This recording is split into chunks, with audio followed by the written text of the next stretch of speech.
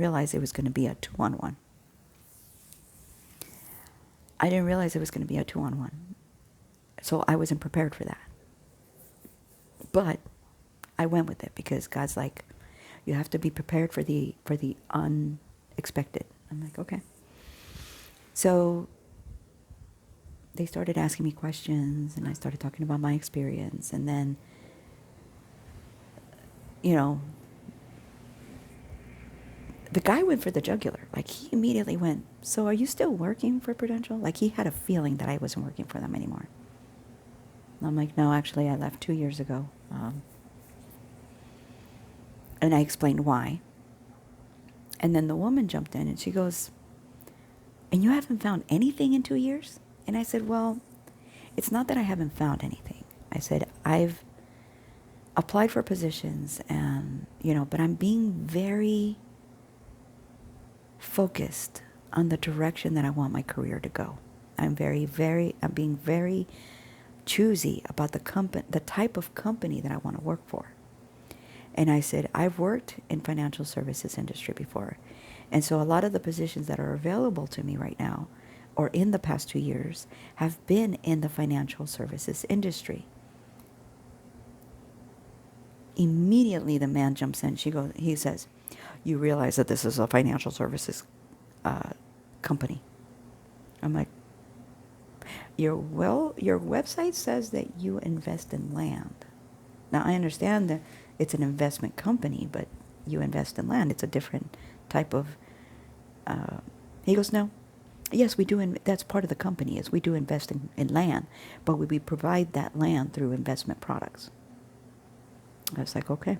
And he goes, so I don't think this is going to be a good fit for you, because it sounds from what you're telling me is that you're not interested in working in a financial service industry, and we're a financial services company. I'm like, okay, well, thank you so much for your time. Click. I didn't give him any more of my time. And then I sat with God, and I'm like, wow, like, I did not expect that. Like, that was, and he goes, and God reminded me, he goes, what was it about that behavior? And I said, I've worked with men like him before. And not just men, women. Egocentric men and women who find themselves so self-important that they didn't even give an opportunity for their counterpart to get involved in the conversation. He didn't give her an opportunity to ask questions, like get more in detail of, okay, financial services, like there's like a slew of financial services products. Like, what is it about financial services that you didn't want to be a part of? Because obviously, I know that this is a financial service company because they invest in land. And that attracted me. But this man had already made the decision, because of his personality, because of the spirit over him, that he didn't like me. That he did not want me working for him. And had I been able to be a people pleaser again, which I'm not, I would have been like, oh, well, you know, financial services is a wide range of products, but, you know, the investments I'm talking about are like stocks and bonds and mutual funds, that type of work. This is more geared towards, like, yes, it is a financial services industry company, but it's focused on land investments. And I could have spinned it, but I didn't want to waste my time, because this man, the spirit over this man, would have taken me down the same path that I've been in before. And after this phone call is when God brought all these other things to me, because I'm not like the person I used to be. I'm not like that individual that would have fallen head over heels to try and save a position that would have cost me the growth, that would have kept me in that same platform, that same life. Eventually, you know, there was a prophet that said, you know, this direction, it looks beautiful. It looks like it's going to be a pleasant walk. because you can see trees and you can see, the park is greener. And this other direction, it's a little barren, and you can't see over the ledge, over the edge. Like you can't. Like what's back there? But which of the two paths would you take? And most people would say, oh, well, of course, the green path, because the grass is greener over there. Like, it's taken care of. It's well maintained. So are the things of the world. They appear well maintained. They appear to be along the path of God. But there's a path that way. There's a path that way. Possibilities. What if you went that path? A narrower path. You've got the path over here. The path's a little wider. Got trees, grass. The birds are out. Animals. But over there, it's a little dry. Grass is not as taken care of. The path is a little narrower, so you have to kind of be careful how you walk through it. But you don't know what's on the other side because you can't see. You have to go by faith. And so that's what I've been doing. I've been following by faith. And sometimes we think we know because we've gone through so much.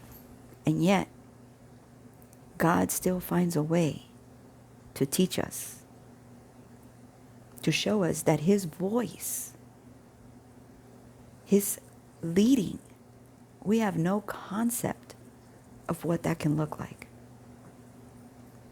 If I was afraid of taking that leap of saying, okay, God, you've been showing me this man for 4 years.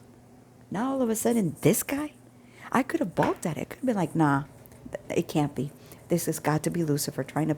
And I did in the beginning, and then I repented. I'm like, I'm so sorry, Father. Like, I had no idea that this was the way you were going to take me. Because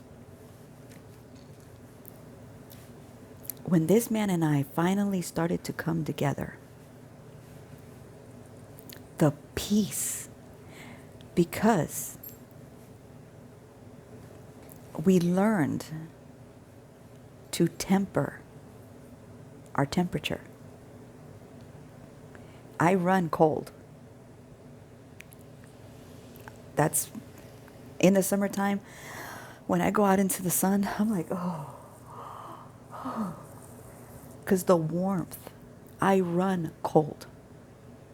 I run cold because I'm water.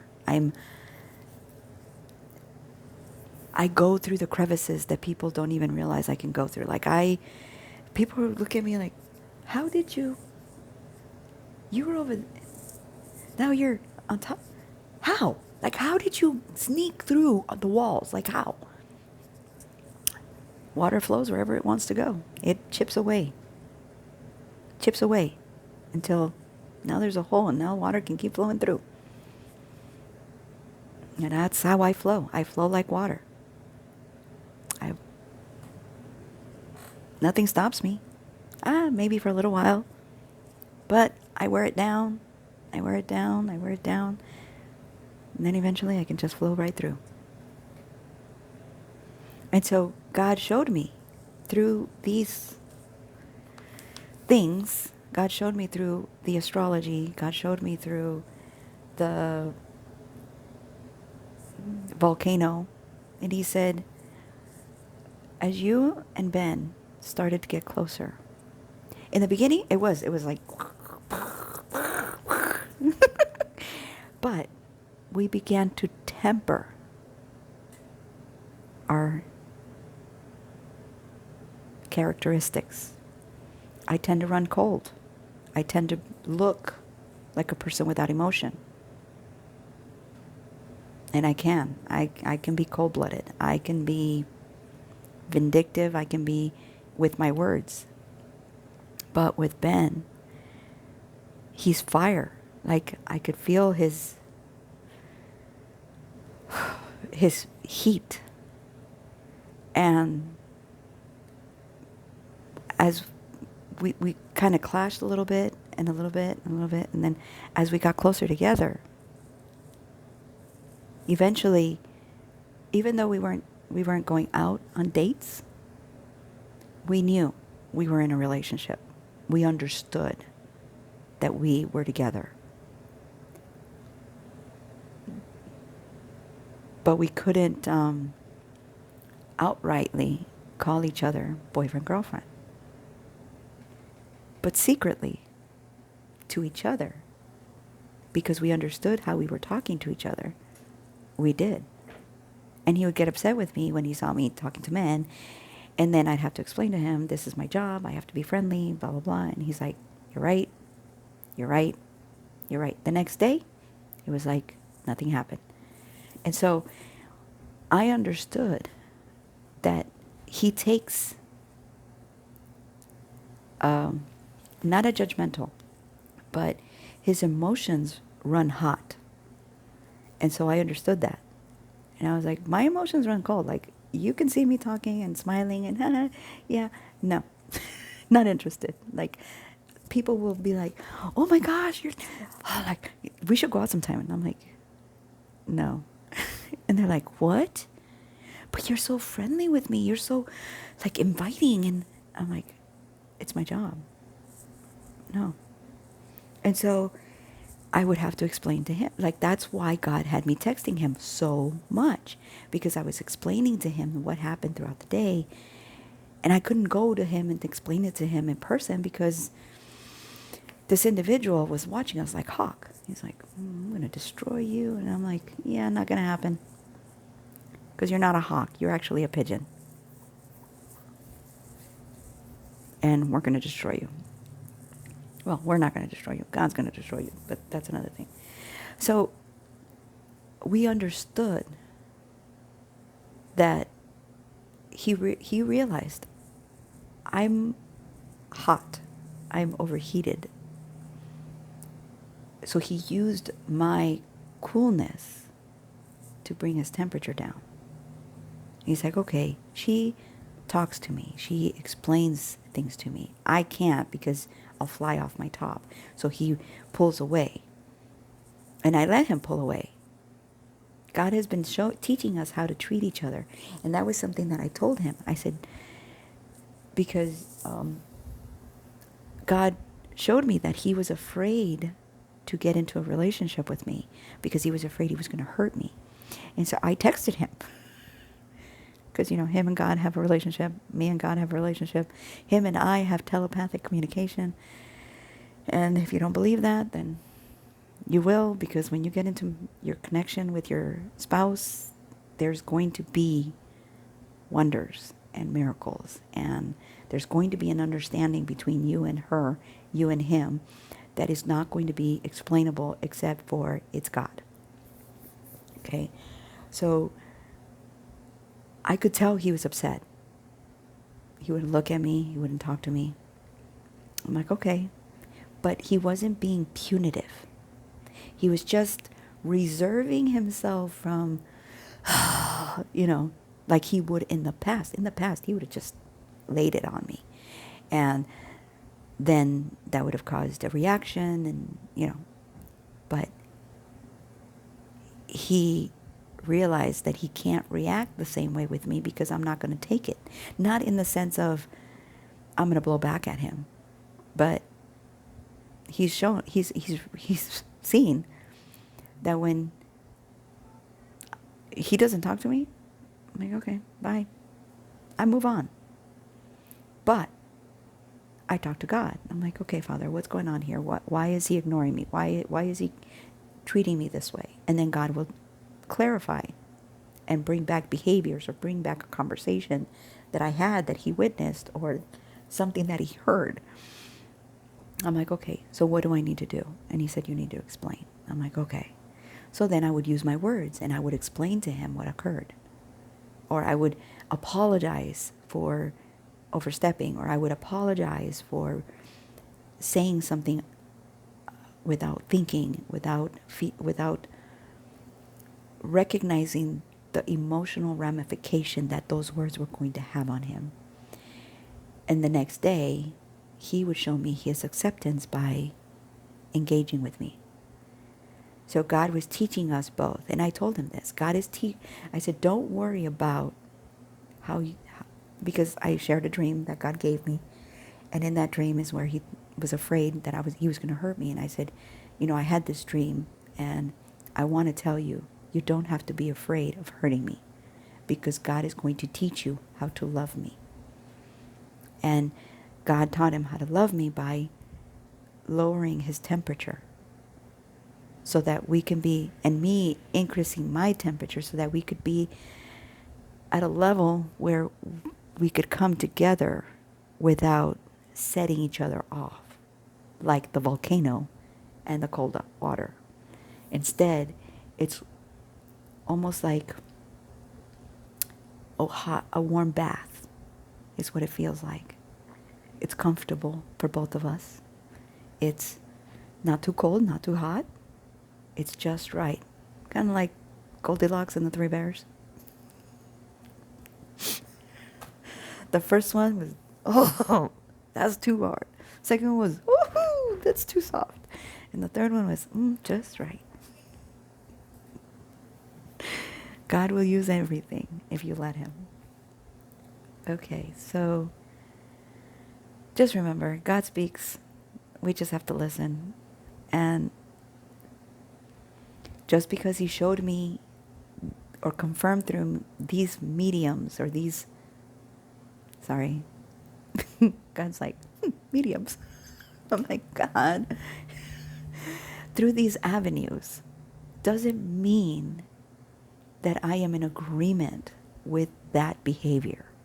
It just means that I am willing to listen to how God speaks, regardless of what it looks like to the world or even to God's children. Okay? You have to be very, very, very secure in your connection with God to be able to allow him to speak to you through anything. If he can speak through billboards, if he can speak through license plates, if he can speak through numbers, if he can speak through clouds, if he can speak through animals, if he can speak through children, why would you think there is no way in God's kingdom that he is going to use someone who is in the world?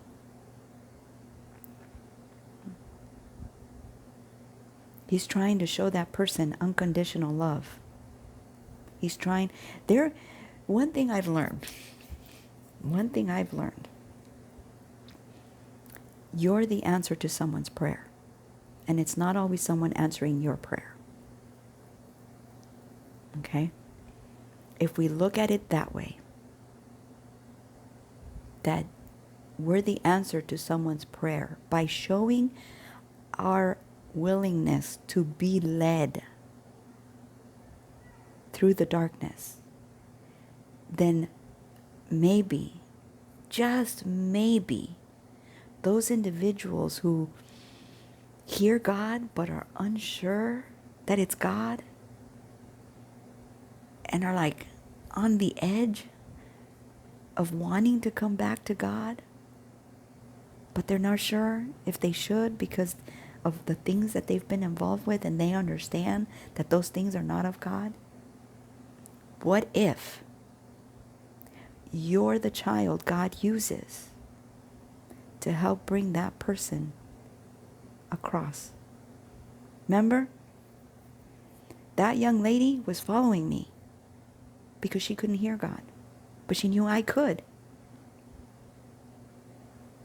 And I kept telling her, you need to pray, you need to pray, you need to pray, you need to pray.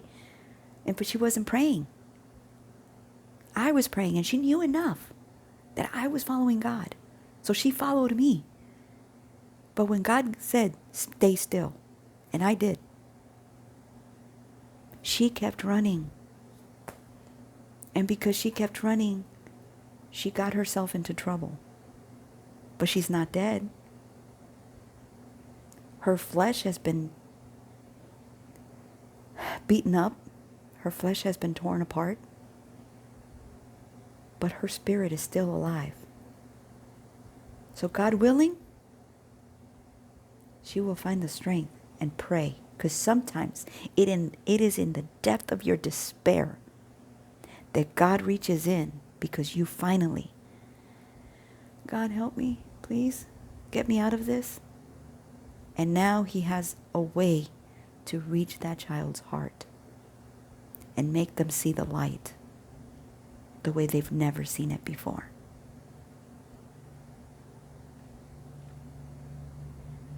May God reach you wherever you are and bring you home. In the name of my Lord Jesus, amen.